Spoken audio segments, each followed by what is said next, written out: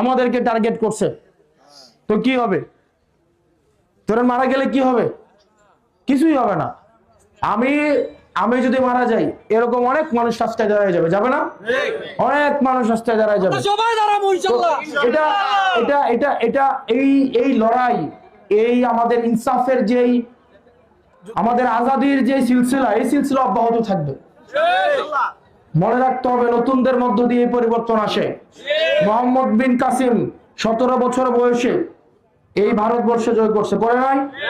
করছে কিনা? বছর ছিল কত? 17। কত ছিল? মুরব্বী যারা আছে তাদের চিন্তা পশ্চাৎপদ, তারা হচ্ছে সবসময় দায়বদ্ধতার জায়গা থেকে ভাবে তাদের অনেক লাইবিলিটি আছে, আছে কিনা? আছে কিনা? আর আমরা হচ্ছে কি মরে যাব, শেষ।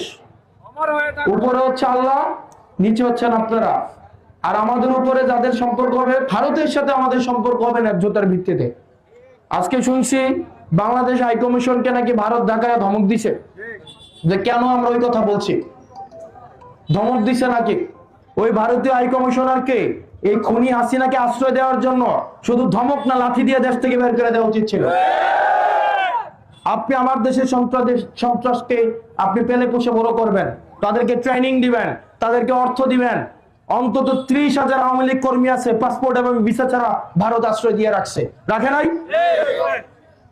আপনি আমার দেশের সন্ত্রাস আপনি পালবেন, বাংলাদেশকে আপনি ডিস্টেবিলাইজ করবেন, আর আমি আপনার সাথে বন্ধুত্বপূর্ণ সম্পর্ক রাখবো, এত ঠেকা পড়ে নাই।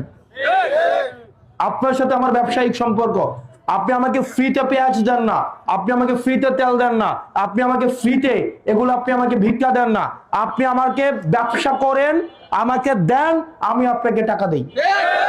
এটা কি আপনি কি আমাকে ফিসাবিলিল্লাহ দেন? আপনার এবার আমরা পেজ নেই নাই, 2 টাকা করে পেজ ভারতে পৌঁছতেছে, লস। মনে রাখতে হবে, একটা দোকানদার যিনি, উনি খারাপ ব্যবহার করতে পারে না, কাস্টমার খারাপ ব্যবহার করতে পারে। 20টা কাস্টমার আসে, খারাপ ব্যবহার করতে পারে, দোকানদার কিন্তু চুপ থাকতে হয়। ঠেকা আমার না, ঠেকা ওদের। ওর মালটা ব্যস্ত হবে বাংলাদেশে। এজন্য আমাদেরকে এই তরুণ প্রজন্ম, আপনারা যারা আছেন, নির্বাচন এমপি হওয়া এগুলো পরের বিষয়। বাংলাদেশে 300 এমপি হবে, আমি না হই দেবিদ্বার থেকে আরেকজন হবে, হবে কিনা? কেউ না কেউ তো হবে। যেই হোক দেবিদ্বারকে ভালো করে চালাবে, আমি হইলে আমি চালাবো, ওইটাই শোনা। কিন্তু আমাদের যে লড়াই, প্রজন্মগত লড়াই, এই প্রজন্মগত লড়াই করার মানুষ আপনারা খুঁজে পাবেন না। এই লড়াই আমাদেরকে আগায় নিয়ে যাইতে হবে। আমাদের এই যে ভারত বিরোধিতার লড়াই, আগ্রাসন বিরোধিতার লড়াই, আত্মনির্ভরশীল হওয়ার লড়াই, এই লড়াই আমাদেরকে চালাই নিয়ে যাইতে হবে। এবং এই লড়াই এমপি হইতে পারি বা না পারি, এই লড়াই আমার অব্যাহত থাকবে। এবং আমি বিশ্বাস করি